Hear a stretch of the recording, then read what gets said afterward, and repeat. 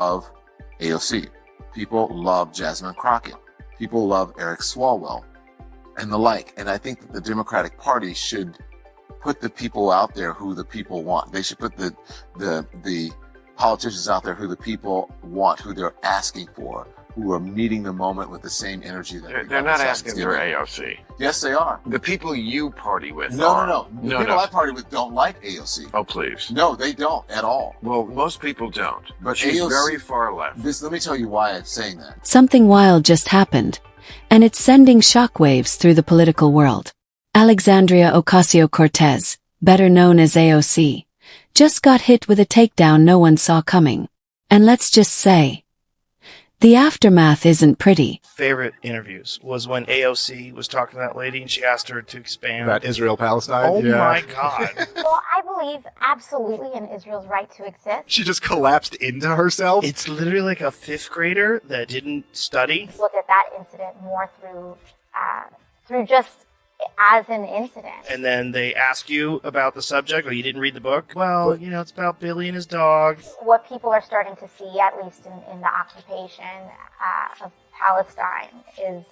But the crazy thing about that interview is that her first comment comes off with, total authority. I am a proponent of a two-state solution. One little follow-up question. The question's like, well, what do you mean by that? And then you just see her get weaker and weaker. You use the term the occupation of Palestine. What did you mean by that? But what do you mean about that? It's like, I don't know what I'm talking about, man. Yeah. And she literally goes, I'm really not the expert. Do you think you can expand on that? I am not the expert on geopolitics on this issue. Yeah. That's right. The progressive poster child is officially in damage control mode. What triggered it? Bill Maher, live on air, torched AOC with zero hesitation, calling her out for pushing what he called an anti-American agenda. No spin. No soft landing. AOC has called for the investigating and possible impeaching of members of the Supreme Court. Here's what she said. I believe that we should be considering subpoenas. We should be considering investigations. There also must be impeachment on the table, and the Supreme Court has not been receiving the adequate oversight necessary in order to preserve their own legitimacy. Where in the Constitution do you find oversight? One branch is the watchdog of the other branch? I don't think so. That's not the way it works. A lot of people don't like AOC, but I really do love the earnestness of her stupidity. There's something really charming about how hard she's trying. It's like watching your 14-year-old give a speech about something they don't really fully understand. It's kind of cute. It's adorable in a very, society-destroying. The moment was electric, tense, raw, and impossible to ignore. And just like that, the dam broke. Critics poured in from every direction. AOC's once invincible image crumbling. Even her loyal base is starting to second-guess her. See, here she is. And I think if you actually do see some of the photos of the signs, I think there's something to be said about the government's about to shut down. There's a vote clock that's going down.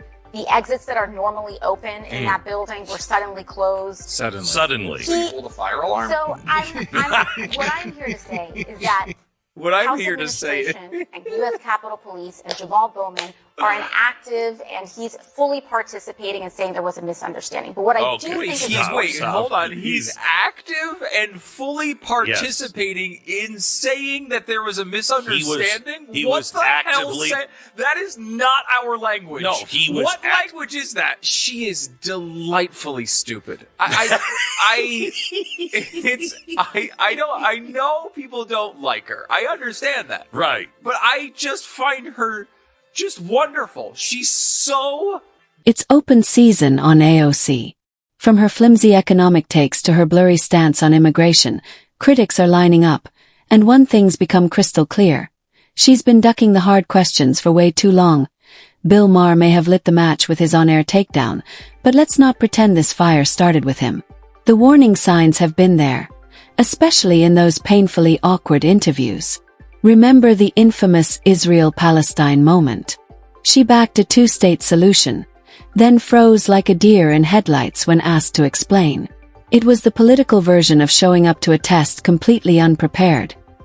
And sadly, that wasn't a one-off. Again and again, AOC struggles under real-time pressure, delivering vague, buzzword-heavy responses instead of anything solid or informed. Even her most loyal supporters are beginning to squirm. For someone who rose to fame on boldness and clarity, this kind of hesitation isn't just a slip, it's a warning sign. People will vote for AOC and Donald Trump on the same ticket because they're authentic. No, because they're authentic. I don't think that. Okay. That Don. I think you're wrong about that. What people like about people like Trump and That's Fetterman phony. is because it's don't know irrelevant to her life. But you don't Really, know her life.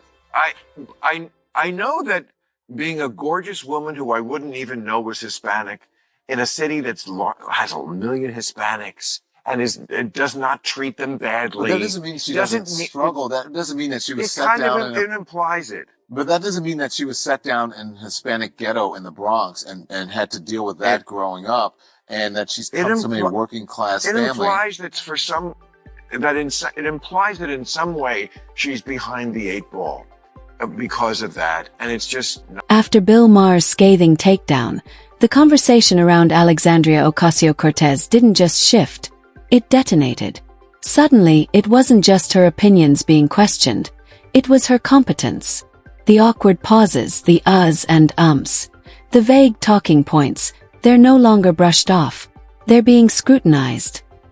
The once polished image of a bold, progressive firebrand is starting to wobble. And while every politician takes heat, this feels different. This isn't partisan noise. This is a full-blown credibility crisis. 4 years AOC surfed a wave of viral moments and Instagram influence. Her speeches went viral. Her confidence was infectious. But now, the question on everyone's mind is louder than ever. Where's the substance? She talks big, but when the spotlight shifts from slogans to specifics, economic feasibility, immigration policy, legislative detail, things start to unravel. That moment with Maher wasn't just a passing jab. It was a spark that ignited something deeper. A public reevaluation of whether AOC's leadership is built for the long haul.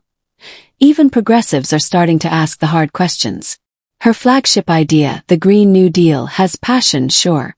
But where's the roadmap? Her immigration stance? Blurry. Her economic plans? Still undercooked. And with Maher's critique echoing across the political spectrum, her words are no longer rallying cries. They're landmines. This isn't just about AOC. It's bleeding into the broader image of the progressive movement itself. If their most visible figurehead falters under pressure, what does that say about the platform she represents? Her greatest strength, communication, now risks becoming her biggest liability. Because it's one thing to rack up TikTok likes. It's another to go head-to-head in a live, unscripted policy debate and actually hold your ground. What we're watching might not just be a stumble. It could be the slow, visible unraveling of a brand once considered bulletproof. And in politics, once the shine wears off, the knives come out fast. Can AOC recalibrate, dig deep, and prove she's more than a headline machine? Or is this the moment her political momentum flatlines? The next move she makes could decide not just her future, but the fate of the movement she helped define. What do you think? Is this just another media pylon, or the start of a political reckoning? Drop your thoughts below. This one's far from over.